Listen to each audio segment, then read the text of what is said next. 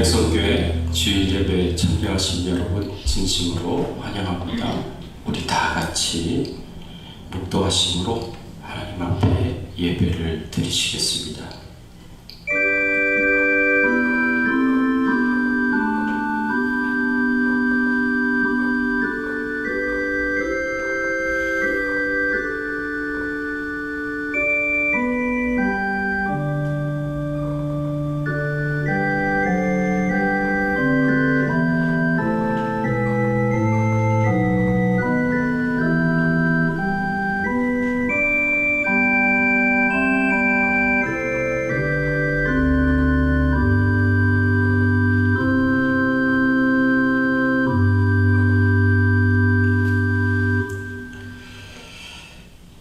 나는 경건하오니 내 영혼을 보존하소서. 내 주 하나님이여, 주를 의지하는 종을 구원하소서. 주여 내게 은혜를 베푸소서. 내가 종일 주께 부르짖나이다. 주여 내 영혼이 주를 우러러 보오니 주여 내 영혼을 기쁘게 하소서. 주는 선하사 사죄하기를 즐거워하시며 주께 부르짖는 자에게 인자함이 후하심이니이다. 여호와여, 나의 기도에 귀를 기울이시고 내가 간구하는 소리를 들으소서. 나의 환난 날에 내가 주께 부르짖으오리니 주께서 내게 응답하시리이다. 아멘.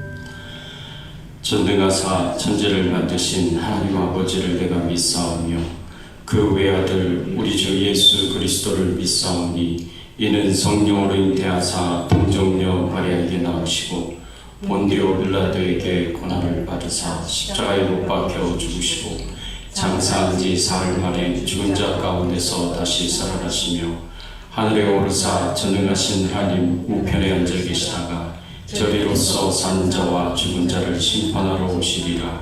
성령을 믿사오며 거룩한 공예와 성도가 서로 교통하는 것과 죄를 사하여 주시는 것과 몸이 다시 사는 것과 영원히 사는 것을 믿사옵나이다. 아멘. 하나님 감사합니다.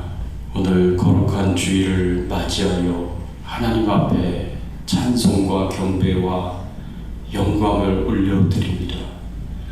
우리에게 베푸신 은혜를 생각하며 우리에게 베푸신 축복을 생각하며 우리의 찬양과 경배를 받으시기에 합당하신 하나님께 나아가 영광을 돌려오니 우리의 모든 경배를 예배를 받아주시옵시고 하나님만 영화롭게 되는 귀한 예배가 되게 하여 주시옵소서. 오늘도 저희들을 사랑하여 주시는 말씀을 듣게 하여 주시고 그 주의 말씀에 온전히 순종할 수 있는 저희들 되게 하여 주시옵소서. 감사드리옵고 예수 그리스도의 이름으로 기도드리옵나이다. 아멘.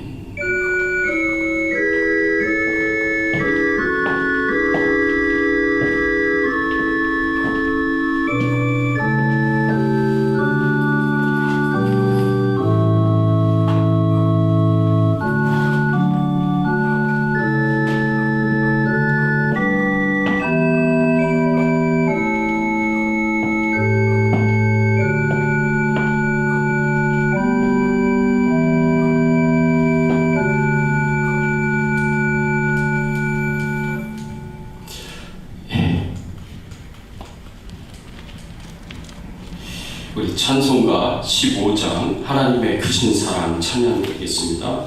우리 찬송가를 보시고 성경책 찬송가를 보시고 하시면 좋겠습니다. 15장입니다.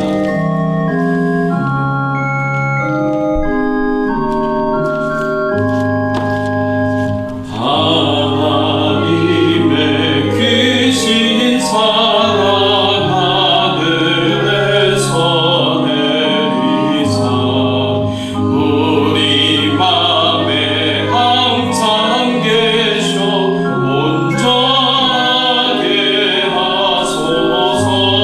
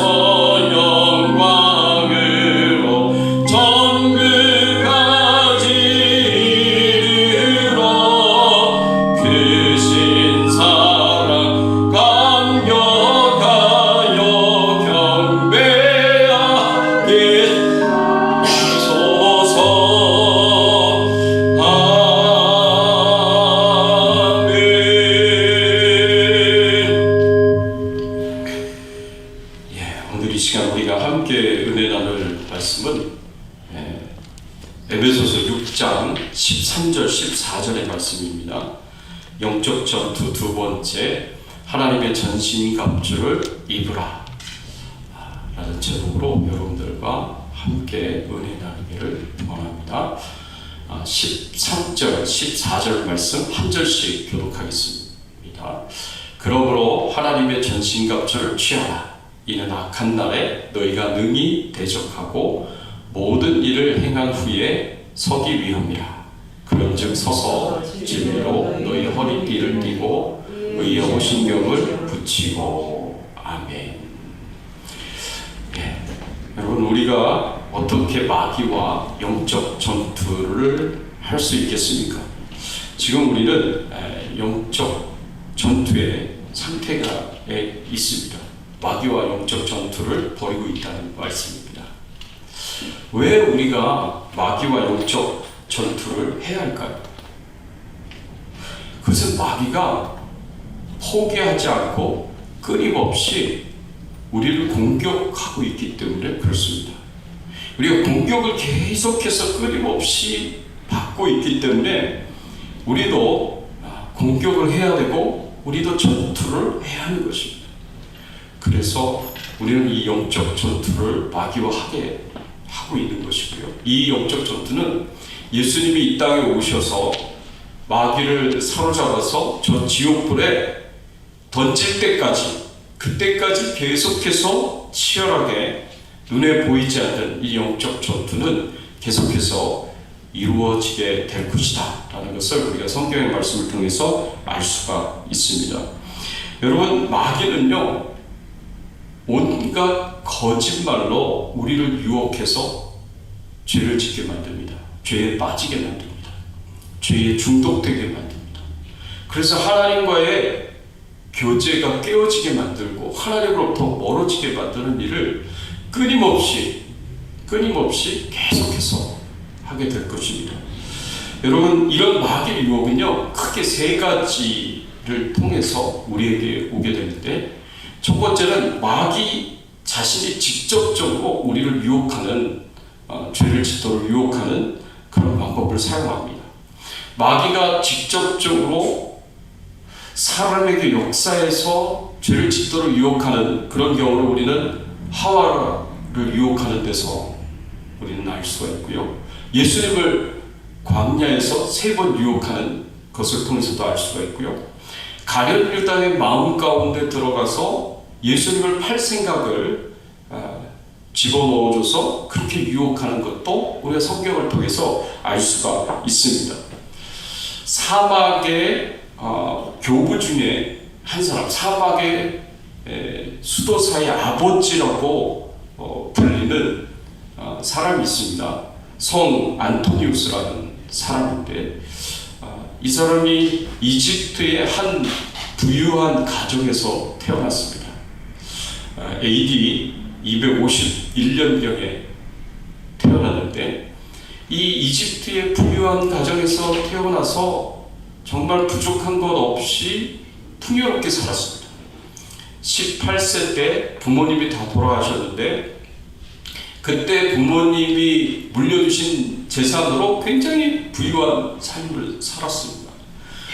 그런데 34세쯤 되니까 그때 하나님의 말씀을 알게 되는데, 예수님께서 마태복음 19장에 부자 청년에게 주셨던 그 말씀을 알게 됩니다. 예수님께서 부자 청년에게 내 재산을 팔아서 가난한 자들에게 나누어 주라, 그렇게 말씀하셨어요. 그러면 하늘의 보화가 너에게 있을 것이다. 그리고 나를 쫓으라고 예수님이 그렇게 말씀을 하셨습니다. 마태복음 19장에 나와 있는 부자 청년은 예수님의 말씀대로 가난한 자들에게 재산을 팔아서 나눠주질 못합니다. 이 재물에 대한 욕심 때문에 그렇게 하지 못합니다. 그런데 이 성 안토니우스라는 이 사람은 이 말씀에 감명을 받아서 자기 재산을 팔아서 가난한 사람들에게 다 나눠줍니다. 그리고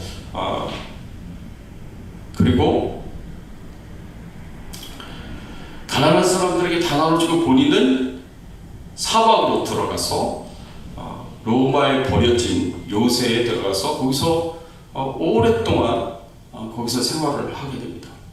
근데 사막에 들어가서 수도사 생활을 하는데 이분이 바로 수도사의 첫 번째 수도사다라고 그렇게 불리는 분인데, 근데 이분이 그렇게 사막에서 수도 생활을 할 때 특별한 경험들을 많이 하게 됩니다.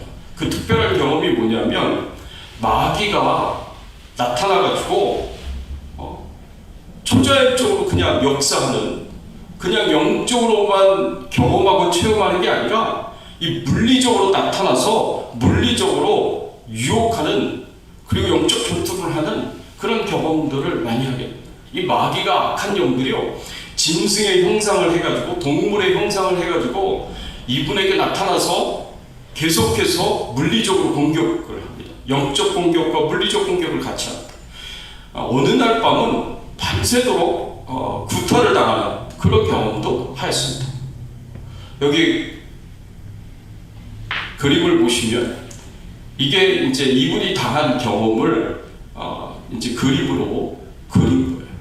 그래서 숱하게 마귀와 악한 영들의 공격을 숱하게 받은 그런 내용들을 그림으로 그린 거예요. 그래서 이런 내용들을 우리가 보면, 야, 이게 마귀의 공격이 눈에 보이지 않아서 우리는 잘 모르지만 이렇게 눈에 보이게 공격을 하면 우리는 굉장히 많은 공격을 받고 있구나 라는 생각을 할 수가 있습니다.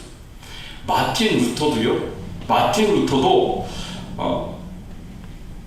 종교교육자로서 하나님의 일을 할 때, 사명을 감당할 때 마귀의 영적인 공격들을 받았는데, 영적으로 공격을 당하기도 했지만 눈에 보이게 물리적으로도 이렇게 공격을 당했다고 합니다.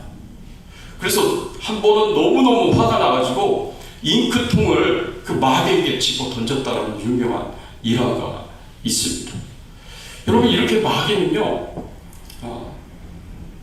항상 우리에게 죄를 짓도록 직접 이렇게 유혹하는 그런 유혹들을 합니다. 그래서 하와에게도 나타나서, 예수님에게도, 그리고 가룟 유다에게도 나타나서 그렇게 직접 유혹을 하는 그런 내용들을 우리가 성경에서도 볼 수가 있습니다. 우리가 살아가고 있는 이 세상은 실제로 악한 영들이 많이 역사를 합니다. 꿈에 나타나서 괴롭히기도 하고요, 그래서 악몽을 꾸기도 하죠. 불안하게 귀신을 의지하는 거 하도록 그렇게 만들고 하나님으로부터 멀어지게 만드는 그런 일도 일어나게 된다는 거죠. 무당을 통해서 마귀에게 구슬하게 하고요, 자기 말을 들어야 복을 받는 것처럼 사람들을 속이기도 합니다. 그래서 예수 믿는 사람들 중에는 이 종을 보러 가는 사람들이 있어요. 점쟁이에게도 가고 무당에게도 가고. 요새 유튜브나 TV에 같은 데 가보면 이 점쟁이에게 가가지고, 무당에게 가가지고 점치는 사람들이 굉장히 많이 나옵니다. 그래서 이런 것들이 친숙하게 여겨져요. 그래서 뭐 당연하게 생각하는 것처럼 그렇게 생각을 하는데, 심지어는 예수 믿는 사람도 가가지고 그런 일을 하고 있는 것을 보면 참 안타깝습니다. 여러분, 절대 무당에게 찾아가서 점치지 마십시오. 점쟁이에게 찾아가서 점치지 마십시오. 여러분들의 미래가 불안하고 걱정되고 염려가 된다고 하더라도 예수 믿는 사람들은 하나님 앞에 가야죠. 예수 믿는 사람들이 귀신을 섬기는 사람들에게 가가지고 귀신에게 알려달라고 그렇게 하면 그 죄를 다 짓는 거죠. 하나님께 다 죄를 짓는 겁니다. 우상 숭배가 됩니다. 두 번째로 세상의 유혹을 통해서 사단은 우리를 죄를 짓도록 그렇게 만듭니다. 여러분, 세상의 유혹은 세상의 타락한 문화들, 시스템들을 통해서 우리를 유혹하는 것이다 라고 볼 수가 있습니다. 하나님이 만드신 이 세상이 처음에는 보시기에 좋았습니다. 근데 이 세상이 아담과 하와가 타락한 이후로 타락한 세상이 되었습니다. 부패하고 부정하고 더러운 세상이 되었습니다. 하나님을 대적하고 하나님을 거부하고 불순종하는 세상이 되었습니다. 그래서 이 세상의 문화가 하나님을 대적하는 문화고, 이 세상의 문화가 하나님의 말씀에 불순종하는 문화입니다. 그래서 이 세상의 시스템을 그렇게 만들어 놨어요. 그래서 하나님을 온전히 믿고 하나님을 충성스럽게 섬기는 하나님의 자녀들, 하나님의 백성들에게 고난을 주고 핍박을 주고 어려움을 주는 그런 문화와 시스템을 이 세상에 만들어 놨습니다. 여러분, 2021년도 보스턴의 레드삭스 팀의 투수 맷 더먼이라는 사람이 있습니다.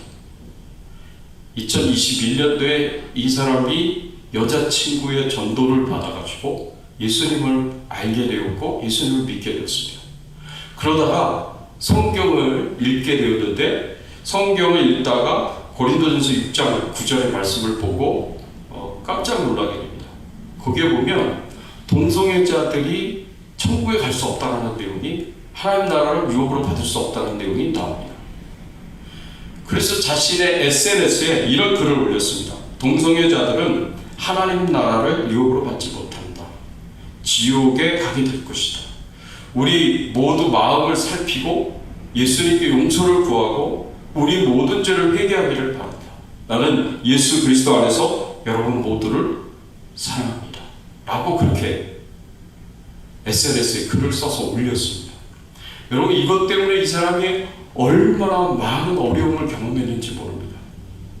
자기 믿음을 표현하고 자기 신앙을 표현한 거예요. 여러분, 미국은 언론의 자유가 있는 나라입니다.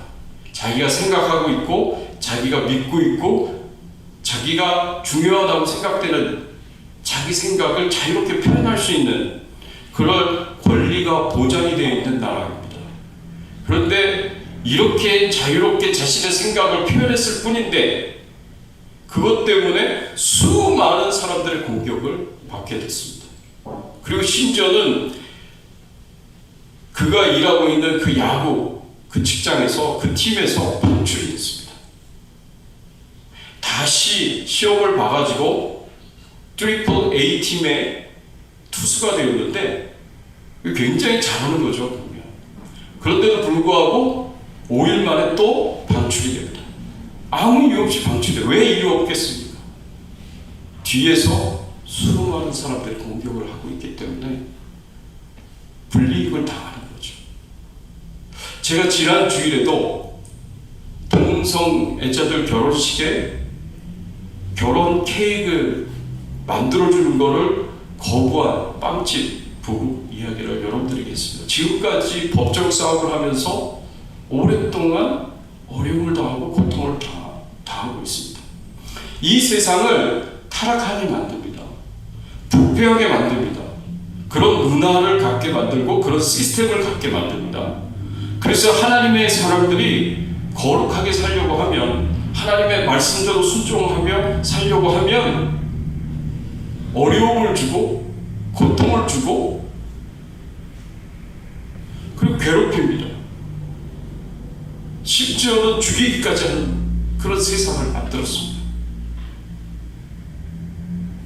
이렇게 사람들로 하여금 타락하고 부패한 문화와 시스템의 공격을 받고, 그래서 예수 그리스도를 믿기를 포기하게 만들고 믿지 못하게 만들고 하나님의 말씀대로 순종하며 살지 못하도록 만드는 그런 역사들을 한다는 거죠.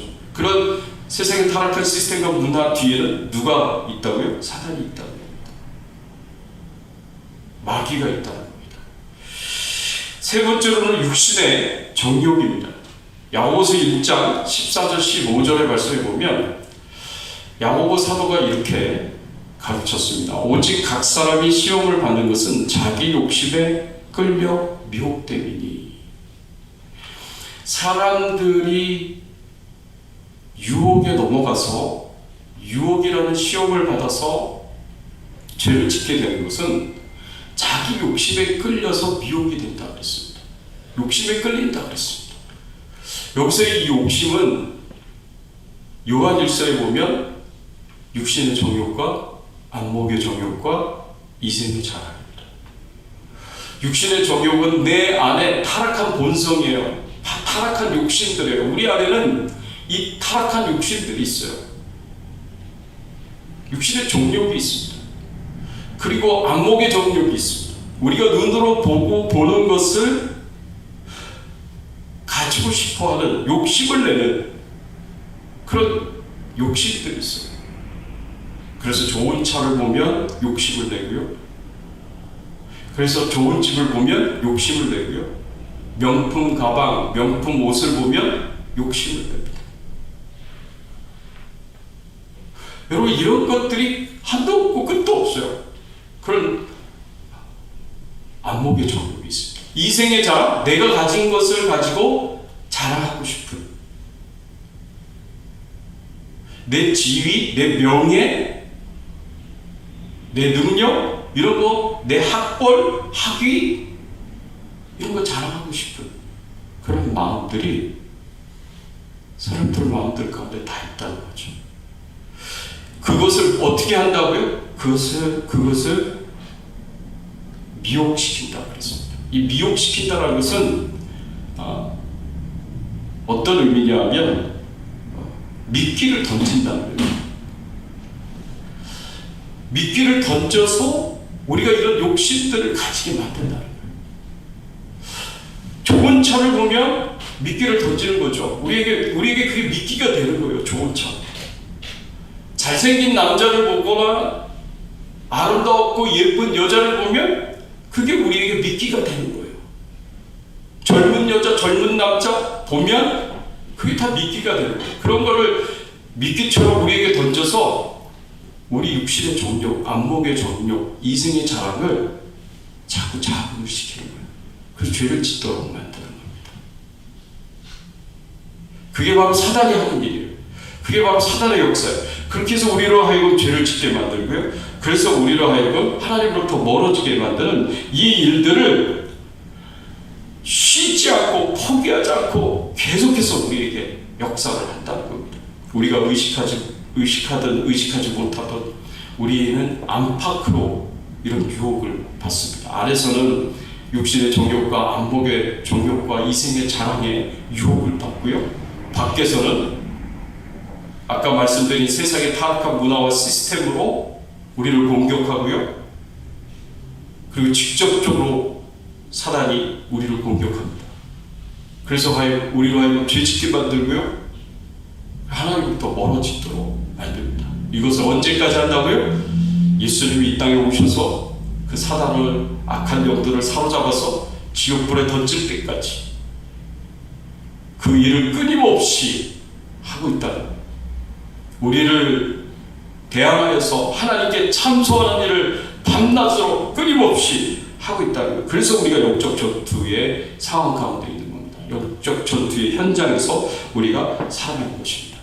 여러분, 이렇게 영적 전투를 하는 것이 쉬운 일이 아니에요. 그렇지만 불가능한 일도 아니에요. 여기서 이기는 일이 불가능한 일이 아닙니다. 우리는 가능한 일을 하고 있는 거예요. 그리고 반드시 싸워서 이겨야 됩니다. 지난주에 우리는 어떻게 이길 수 있느냐에 대해서 나눴을 때 주 안에서 주의 힘의 능력으로 우리가 싸워서 이길 수 있다고 말씀을 드렸고, 항상 성령 안에서 깨어 기도함으로 우리가 이길 수 있다고 말씀을 드렸습니다. 오늘은 사도 바울이 우리에게 한 가지 더 우리가 이길 수 있는 중요한 무기에 대해서 우리에게 소개를 해주고 있습니다. 그게 뭐냐면 전신갑주입니다. 하나님의 전신갑주. 에베소서 6장 11절의 말씀에 보면 마귀의 관계를 능히 대적하기 위하여 하나님의 전신갑주를 입으라. 에베소서 6장 11절에 기록하고 있습니다. 6장 13절에서도 그러므로 하나님의 전신갑주를 취하라. 이렇게 우리에게 가르쳐주고 있습니다. 하나님의 전신갑주를 입어야 한다는 거예요. 하나님의 전신갑주를 취해야 된다는 거예요. 그럼 하나님의 전신갑주는 어떤 것이냐? 모두 6개가 있습니다. 모두 6개의 무기가 우리에게 있다는 거죠. 그 6개의 무기를 가지고 이 전신갑주를 입고 이 마귀와 대적해서 우리가 싸우면 이길 수 있다는 거예요. 그러면 마귀가 우리를 피해서 도망간다는 겁니다.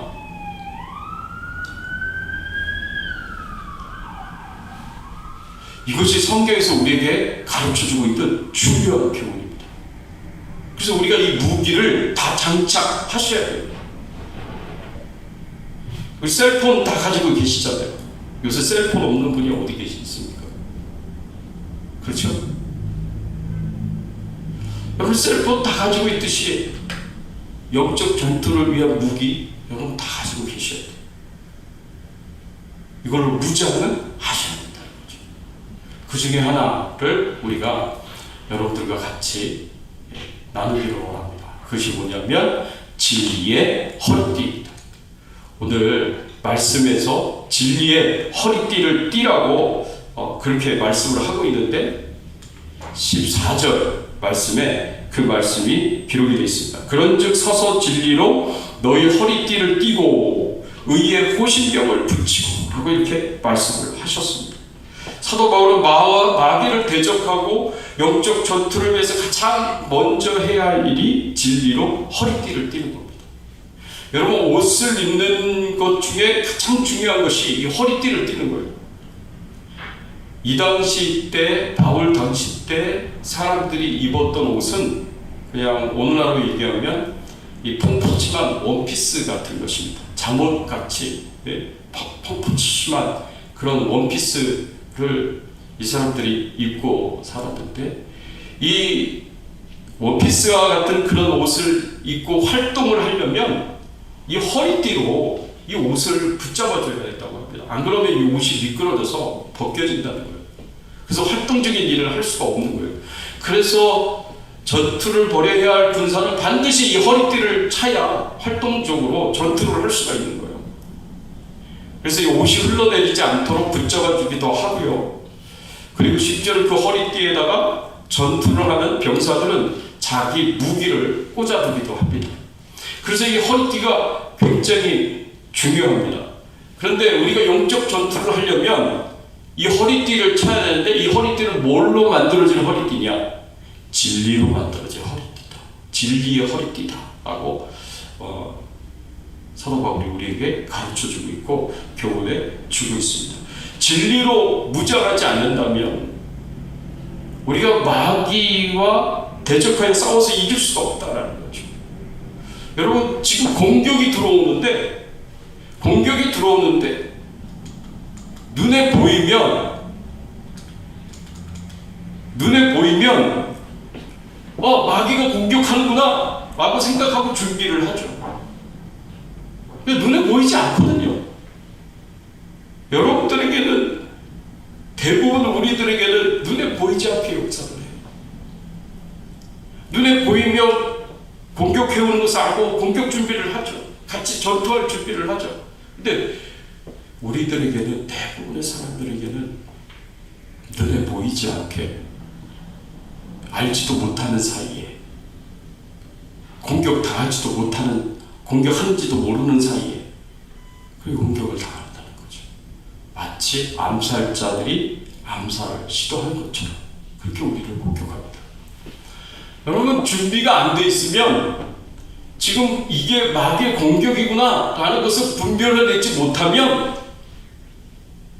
대적할 수 없는 겁니다. 싸울 수가 없는 거예요. 이길 수가 없는 겁니다. 그러면 우리가 어떻게 마귀의 공격을 분별할 수 있느냐? 분별하기 위해서는 진리로 무장되어 있어야 된다는 것이죠. 하나님의 말씀으로 무장되어 있어야 돼요. 내가 하나님의 말씀을 알고 있고 진리를 알고 있고 하나님의 뜻을 알고 있으면 마귀가 거짓말로 나를 속이려고 하고 사기치면서 나로 하여금 죄짓도록 유혹을 할 때 그때 우리가 그것을 알아차릴 수가 있다는 겁니다. 왜냐하면 마귀의 목적은 하나거든요. 거짓말로 진리를 거스르게 만들고 불순종하게 만들고, 그래서 하나님께 죄짓고 하나님과 멀어지게 만드는 거, 하나님과의 관계 교제 깨지게 만드는 거, 그게 마귀의 목적이거든요. 그렇기 때문에 하나님의 진리의 말씀을 항상 부정하게 만들어요. 그리고 진리를 순종하지 못하게 만들어요. 그렇게 거짓말이 들어올 때 그걸 딱 이거 하나님의 말씀과 다른데, 이거 하나님의 뜻과 다른데, 이거 진리와 다른데, 진리를 알고 있으면, 하나님의 뜻을 알고 있으면 분별이 생기게 되죠. 깨닫게 되죠. 그럼 경계하게 되고, 그럼 싸울 수 있게 됩니다. 근데 이런 분별이 없으면, 내가 진리가 없으면 분별이 안 돼요. 하나님의 뜻을 알지 못하면 분별이 안 돼요. 그러니까 결국에는 사단의 공격인 줄도 모르고 공격당하고, 그리고 패배하고 넘어지고 그럴 수밖에 없다라는 것입니다. 여러분, 진리로 무장되지 않았기 때문에 사단의 거짓말에 넘어가 큰 죄를 지었던 사람이 있습니다. 그 사람이 누구냐면 바로 하와입니다. 뱀이, 마귀가 하와를 어떻게 유혹했는가, 여러분들이 보시면 깜짝 놀라게 될 것입니다. 얼마나 교활하게, 얼마나 정교하게 전략을 가지고 하와를 공격하는지 여러분 말씀을 보시면 깜짝 놀랄 수 있습니다. 여러분, 창세기 3장 1절에 마귀를 상징하는 그 뱀이 어떻게 표현되어 있습니까? 여호와 하나님이 지으신 들짐승 중에 가장 간교하니라. 마귀가 하나님이 만드신 모든 피조물들 중에 가장 간교한 자다라고 그렇게 말씀에서 가르치고 있습니다. 그 간교한 자인 마귀가 하와에게 어떻게 접근을 합니까? 하와에게 하나님의 명령에 순종하지 못하도록, 죄를 짓도록 그렇게 유혹을 합니다. 유혹을 할 때 가장 먼저 한 게 뭐냐면 진단 질문을 합니다. 진단 질문을 하는데, 어떤 질문을 마귀가 하와에게 던집니까? 하나님이 참으로 너희에게 동산 모든 나무의 열매를 먹지 말라 하시더냐. 하나님이 참으로 너희에게 동산 모든 나무의 열매를 먹지 말라 하시더냐. 이것은 하와가 하나님의 말씀을 제대로 알고 있는지 모르고 있는지를 진단하는 질문이에요.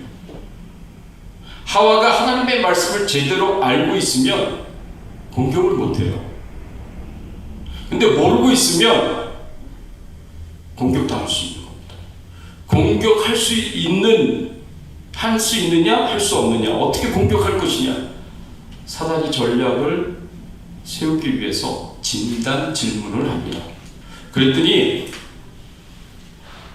하와가 마귀에게 뭐라고 대답을 합니까? 동산 나무의 열매를 우리가 먹을 수 있으나 동산 중앙에 있는 나무의 열매는 하나님의 말씀에 너희는 먹지도 말고 만지지도 말라. 너희가 죽을까 하노라 하셨느니라. 이게 하와의 대답이에요. 동산 중앙에 있는 모든 열매를 먹지 말라고 하시더냐? 아니야. 동산 중앙에 있는 열매들 우리가 먹을 수 있다고 하셨어. 그렇지만 동산 중앙에 있는 나무의 열매, 이 열매는 하나님께서 먹지도 말고 만지지도 말라고 하셨어. 너희가 죽을까 하노라 라고 말씀을 하셨어 라고 이렇게 대답을 했습니다. 그런데 원래 하나님께서 이 말씀을 주셨던 말씀을 한번 보세요. 창세기 2장 16절 17절 말씀에 보면 여호와 하나님이 그 사람에게 명하여 이르시되 동산 각종 나무의 열매는 네가 임의로 먹되 선악을 알게 하는 나무의 열매는 먹지 말라. 네가 먹는 날에는 반드시 죽으리라. 이 말씀을 하나님께서 하셨거든요. 이 말씀과 하와가 대답한 그 대답 사이에 차이가 있습니까? 차이가 있어요? 하와가 대답한 이 대답과 하나님이 직접 주신 말씀 사이에 차이가 있나요? 차이가 있어요. 차이가 두 가지가 있습니다. 하나님께서는 선악을 알게 하는 나무의 열매는 먹지 말라라고 말씀을 하셨어요. 근데 하와는 뭐라고 대답을 합니까? 하나님의 말씀에 너희는 먹지도 말고 만지지도 말라. 이렇게 대답을 했습니다. 하나님께서 먹지 말라고 하셨지만 만지지 말라는 말씀은 안 하셨거든요. 근데 하와는 어떻게 생각하고 있는 거예요? 만지지도 말라고 생각하고 있는 거예요. 이 말씀에는 중요한 차이가 있습니다. 그래서 하와는 어떻게 알고 있느냐? 먹지 말라라는 하나님의 말씀보다 더 강화된, 만지지도 말라고 하는 그런 의미로 그런 생각을 가지고 있는 거예요. 그래서 이거는 더 강화된 부분이에요. 근데 또 다른 차이가 하나 있습니다. 하나님께서는 네가 먹는 날에는 반드시 죽으리라고 말씀하셨어요. 반드시 죽으리라. 그런데 하와는 어떻게 대답을 합니까?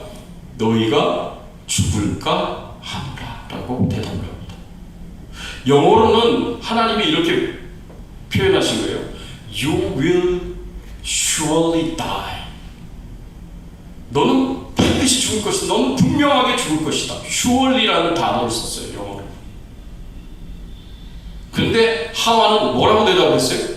너희가 죽을까 하노라. You will die. 하와는 단어 하나를 뺐습니다. surely라는 단어를 뺐습니다. 반드시라는 단어를 뺐어요. 이 부분은 하나님이 주신 말씀보다 강화된 부분이 아니라 약화된 부분이에요. 하나님이 주신 말씀보다 약화된 의미로 이해하고 있는 거예요. 이게 사단의 진단 질문으로 강화된 부분과 약화된 부분이 다 드러나게 되는 거예요. 그럼 사단은 어디를 공격하겠어요? 강화된 부분을 공격하겠습니까? 약화된 부분을 공격하겠습니까? 사단은 약화된 부분을 공격합니다. 먹지 말라라는 그 말씀, 심지어는 만지지도 말라라고 생각해서 하고 있는 그 말씀에 대해서는 전혀 건드리지도 않아요. 뭘 건드리느냐? 반드시 죽을 것이다 라고 말씀한 부분을 건드립니다. 거기가 약화된 부분이니까. 그러니까 사단이 뭐라고 얘기합니까? 창세기 3장 4절에 뱀이 여자에게 이르되 너희가 결코 죽지 아니하리라. 절대로 죽지 않을 것이다 라고 surely라는 단어를 여기에 집어넣습니다.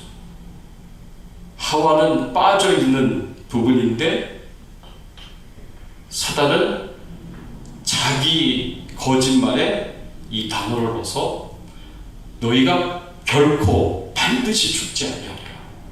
그 약화된 부분을 공격합니다. 너 절대 안 죽어. 하나님이 주신 말씀을 의심하게 만들고 부정하게 만듭니다. 거기가 약화된 부분이니까. 그리고 나서 뭐라고 이야기를 하냐면 사단이 너희가 그것을 먹는 날에는 너희 눈이 밝아져 하나님과 같이 되어 선악을 알 줄 하나님이 아십니다.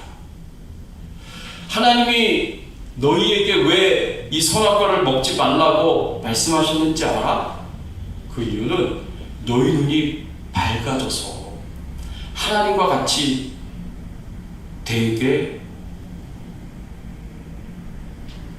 될 것이기 때문에 하나님께서 너희들에게 선악과를 먹지 말라고 말씀하신 거예요. 너희 눈이 밝아져서 선악을 알게 될 것이다. 선과 악에 대한 깊은 이해와 통찰력을, 지식을 갖게 될 것이고, 그래서 너희가 하나님처럼 될 것이다 라고 그렇게 거짓말로 유혹을 합니다.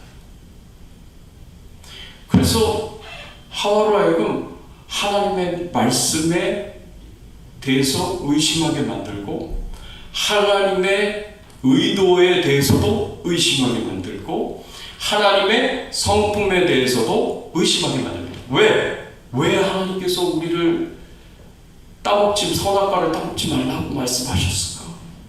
그것을 따먹는 날에는 우리의 눈이 밝아져서 선과 악에 대한 깊은 지식과 이해와 통찰력을 갖게 되고, 그래서 우리가 하나님처럼 될 것을 막기 위해서 그렇게 되지 못하도록 하나님께서 그렇게 하신 건가? 사단의 유혹에 마음이 자꾸 흔들리는 거죠. 그래서 그 유혹에 넘어가게 됩니다. 사단이 거짓말을 했습니다. 왜 거짓말을 했습니까? 어떻게 거짓말을 했습니까? 정말 하와가 눈이 밝아져서, 선악과를 먹고 나서 눈이 밝아져서 선과 악에 대한 깊은 이해와 통찰력과 지식을 갖게 됩니까? 아니죠. 선에 대해서 무능한 존재가 되고, 죄를 지었고 나서 죄의 종이 되어버립니다. 정말 하나님과 같이 됩니까? 하나님처럼 됩니까? 아니죠. 오히려 사단의 종이 됩니다. 거짓말한 거예요, 거짓말. 그런데 하와는 이 거짓말에 홀라당 넘어가요.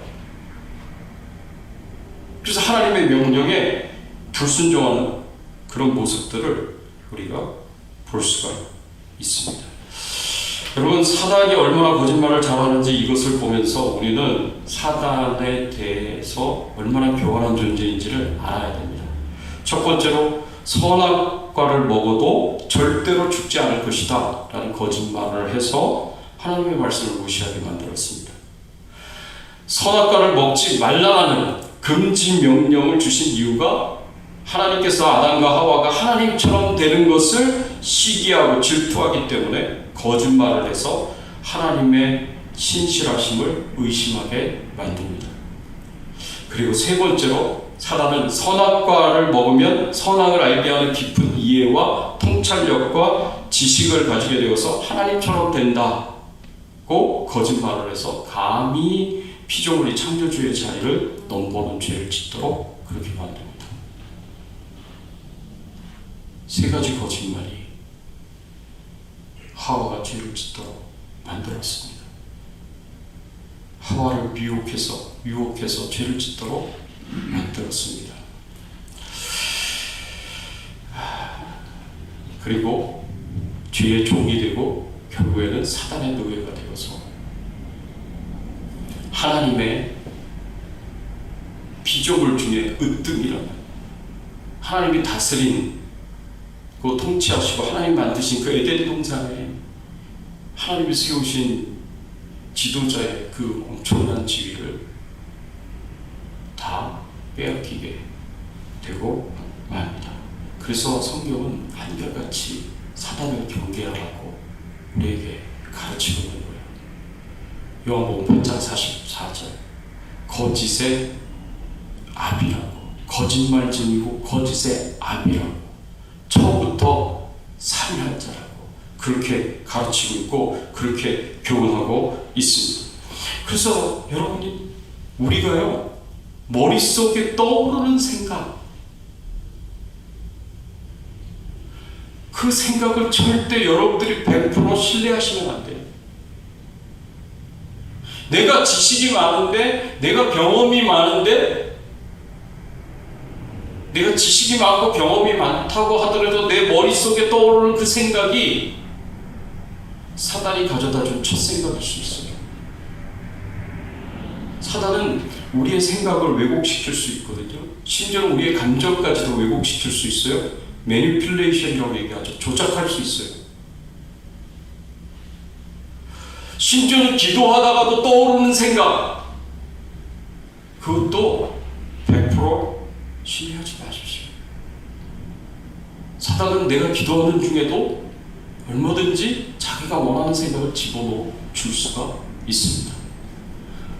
아니 가룟 유다에게는 예수님이 앞에 있는데도 예수님 팔 생각을 집어넣어 줬는데요. 마귀가 얼마나 교묘하게 우리를 미혹하고 유혹하고 있는가, 우리 가운데 역사하고 있는가, 우리가 아셔야 됩니다. 그냥 내가 떠오르는 생각이 다 옳다고 그렇게 쉽게 믿게끔 만들어요. 내가 기도하다가 떠오르는 아이디어다 생각하고 다 좋은 거라고 생각하게 만들어요. 내가 하는 판단이 다 옳은 것이다, 좋은 것이다, 그렇게 믿도록 만들어요. 내 생각을 조작하고 감정을 조작하고. 이 세상에 우리가 100% 믿고 신뢰할 수 있는 생각은 하나님의 진리의 말씀밖에 없습니다. 이 세상에 우리가 100% 신뢰할 수 있는 분은 하나님 한 분밖에 없습니다. 하나님이 아니고서는, 하나님의 말씀이 아니고서는 그 어느 것도 100% 헌신하지 마십시오. 신뢰하지 마십시오. 100% 믿지 마십시오. 얼마든지 내가 잘못 생각하고 있다, 잘못 판단하고 있다, 그 여지를 항상 두셔야 되고요. 내 생각과 내 판단, 심지어 내 감정까지도 전부 다 하나님의 말씀에 비춰보셔야 돼요. 그래서 진리에서 떠난 것인지 떠나지 않은 것인지 그것을 다 비춰보셔야 돼요. 진리의 말씀이 있으면, 내 안에 진리의 말씀이 있으면 그거 판단할 수 있어요. 그거 분별할 수 있습니다. 그래서 우리가 진리의 허리띠를 띠는 것이 마귀를 대적하는데 굉장히 중요한 전신갑주의 무기다라는 것을 여러분들이 기억하셔야 됩니다. 아무리 사단이 탁월한 지혜를 가지고 우리를 유혹하고 속여도 우리에게는 하나님의 말씀이 있습니다. 진리가 있습니다. 그래서 사단을 대적할 수가 있는 거예요. 분별하여 대적할 수가 있는 거예요. 오늘 말씀을 듣고, 야, 사단이 하와를 이렇게까지 교묘하게 속여? 거짓말로 속여? 나는 그렇게 속임을 받아서 넘어가지 말아야겠다라는 생각을 가지고 있다고 하더라도, 오늘 제가 한 이 설교를 그냥 듣고 동의하고 그 소리 끝낸다면 아무 소용 없어요. 실제로 여러분들이 진짜 무기를 가지고 있어야 돼요. 진리의 허리띠라는 무기를 가지고 있어야 돼요. 진리가 여러분 생각 속에 있어야 되고 마음 속에 있어야 됩니다. 진리가 여러분들의 생각과 마음을 가득 채워서 다스리고 통치하는, 주장하는 그 단계까지 우리가 가야 된다는 거죠. 그래서 우리가 말씀을 읽어야 되는 것이고, 말씀을 배워야 되는 것이고, 그래서 말씀을 계속해서 들어야 되는 겁니다. 그런데 이렇게 진리를 알아야 되고 말씀을 알아야 되는데 설교 시간에 졸면 그거 어떻게 말씀을 알 수가 있겠습니까? 아니, 일주일 중에 제가 여러분들이 얼마나 말씀을 읽고 묵상하고 말씀을 암송하고 말씀과 가까이 사시는지 제가 잘 알 수 없지만, 그래도 하나님의 말씀을 가장 직접적으로 보고 듣고 깨닫고 배울 수 있는 이 설교를 듣는 이 시간에 졸고 있거나 딴 생각하고 있거나 하면 여러분들 생각과 마음 속에 어떻게 진리가 새겨지게 되고 다스리고 주장하게 되겠습니까? 그럼 결국은 계속해서 마귀의 밥이 되는 거고, 마귀에게 거기서 패배하고 마귀의 장난감처럼, 놀잇감처럼 그렇게 될 수밖에 없는 겁니다. 오늘 사단은 직접 공격하고 세상의 문화와 시스템을 통해서 공격하고 내 안에 있는 이 욕심들을 계속해서 자극해서 내가 욕심을 갖도록 미끼를 계속 던져요.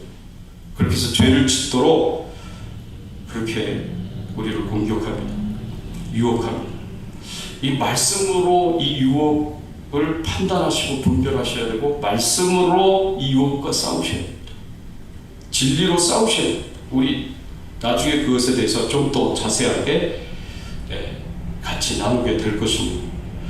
같은 환경에서 감사보다 불평거리만 눈에 들어오게 되고, 하나님의 은혜 가운데 거하기보다 죄책감 속에 눌리며 살게 되고, 살아온 길을 왜곡하여서 세상에서 내가 제일 불쌍한 사람인 것처럼 느끼게 되고, 다른 사람을 절대로 용서하지 못하게 되고, 믿음으로 서지 못하고 두려움 속에서 불안하게 그렇게 살아가도록 사단은 끊임없이 여러분들을 그렇게 유혹하고 그렇게 만들도록 역사할 것입니다. 이렇게 살다가 결국에 천국에 갈 수 있다고 하더라도 우리가 사는 이 땅의 삶도 중요하잖아요. 우리가 사는 이 땅의 삶에서 우리는 더 행복하게 살 수가 있습니다. 진리를 알면, 진리 가운데 살아가면, 진리로 마귀의 공격을 분별하고 대적하여 싸워서 이기면, 그러면 우리도 이 세상에서의 삶이 훨씬 기쁘고 즐겁고 행복한 삶이 될 수 있습니다. 말씀이 우리를 평강으로 인도할 것이고, 은혜의 심령으로 인도하고 감사하는 마음을 갖게 만들 것이고, 소망으로 그리고 하나님의 능력으로 매일매일의 삶을 우리가 행복하게 살아가도록 그렇게 말씀이 우리를 이끌어갈 것입니다. 진리의 허리띠를 늘 띠시고 그 진리를 의지하여 진리를 붙잡고 믿음대로 승리하는 삶 살아가는 저와 여러분들이 되시기를 예수 그리스도의 이름으로 축원합니다.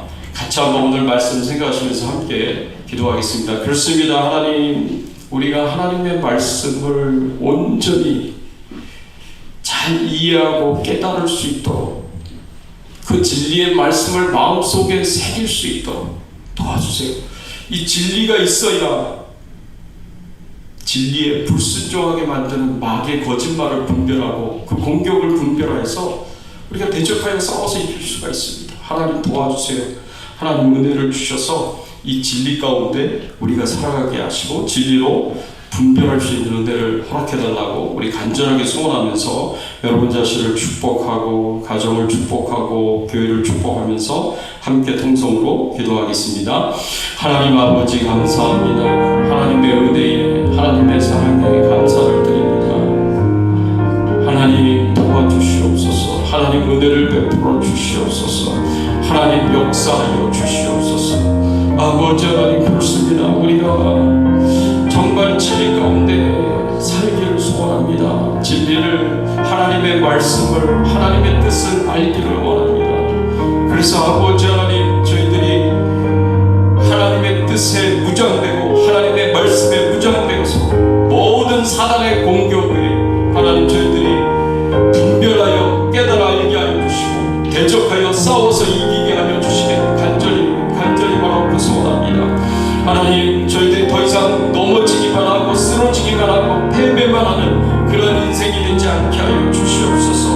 우리 안에 말씀으로 인하여 평강이 임하게 하여 주시고 은혜의 심령이, 감사의 마음이, 소망이 가득 차게 하여 주시옵소서. 하나님의 능력으로 저희들이 이 세상에서 매일매일 승리의 삶 살아갈 수 있도록 하나님 도와주시옵소서.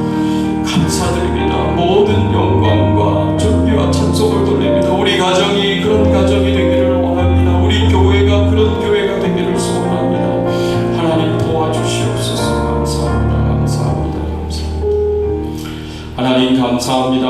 오늘 말씀을 통하여서 진리의 허리띠를 띠는 것이, 이 전신갑주를 입는 것이 얼마나 중요한 것인지 하나님 저희들 깨달아 알게 하여 주신 것 감사를 드립니다. 이 하나님의 말씀 붙잡고 우리가 믿음으로 승리하는 삶 살아갈 수 있도록, 마귀와 대적하여 싸워 이길 수 있도록 하나님 도와주시옵소서. 감사드리옵고 예수 그리스도의 이름으로 기도드리옵나이다. 아멘. 네, 앞뒤에 좌우에 계신 분들과 함께 인사를 나누겠습니다. 반갑습니다. 네, 반갑습니다. 네, 우리 같이 한번 찬양 드리겠습니다. 자리에서 일어나시겠습니다. 350장 우리들의 싸울 것은 별게 아니요.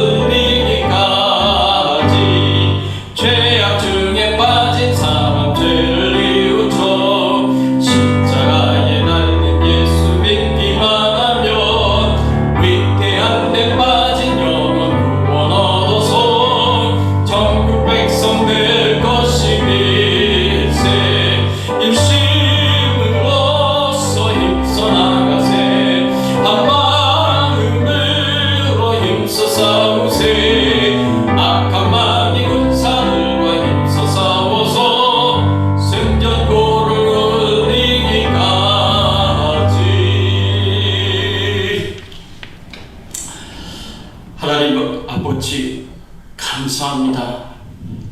우리를 사랑하시고 우리를 축복하셔서 밤에 졸지도 아니하시고 주무시지도 아니하시면서 하루 24시간 내내 우리를 보호하시고 지켜주시는 그 은혜에, 그 사랑에 감사를 드립니다. 하나님의 은혜에 감사하여서 예물을 드립니다. 감사의 마음을 고백하고 하나님 앞에 표현합니다.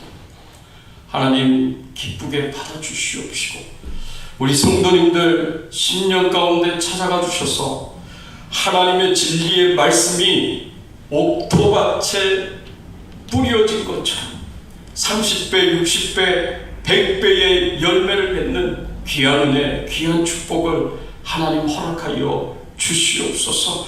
그래서 그 삶이 하나님 은혜로, 하나님의 축복으로 소망이 있는 삶이 되게 하시고 기쁨과 즐거움과 행복이 넘치는 삶이 되게 하시고 우리 안에 있는 모든 절망과 어두움은 다 제거하여 주시고 악한 영들과 싸워서 말씀으로 진리로 싸워서 이기고 승리할 수 있는 저희들의 신앙의 삶이 되게 하여 주시옵소서.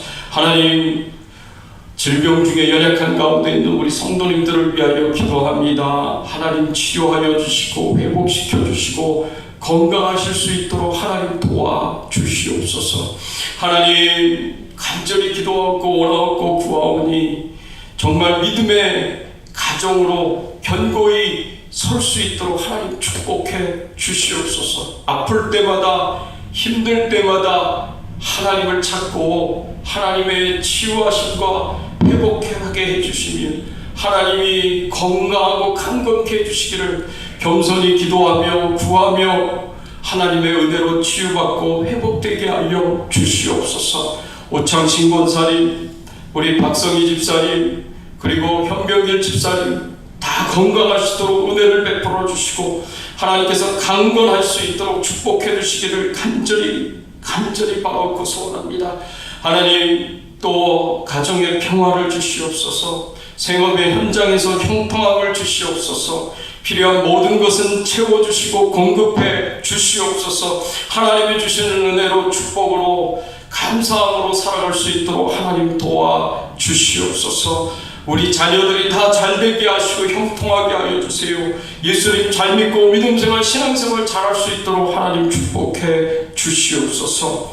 하나님, 지금도 전세계 곳곳에서 말씀 전하시는 모든 선교사님들에게 힘 주시옵고 하나님께서 우리 선교사님들을 통하여서 복음이 땅끝까지 증거되어지게 하시고 하나님의 나라가 확장이 되어지도록 은혜를 베풀어 주시옵소서. 필요한 것들을 채워주시고 공급하여 주시옵소서. 기도하는 것마다 응답을 주시옵소서. 미얀마의 정수자 선교사님, 섬김의 교회 임상훈 목사님, 레바논의 허조의 선교사님, 태국의 이농 이은하 선교사님을 축복하셔서 하나님께서 은혜 주심으로 힘있게 사명 감당하시도록 도와주시옵소서. 감사하고 예수 그리스도의 이름으로 기도드리옵나이다. 아멘.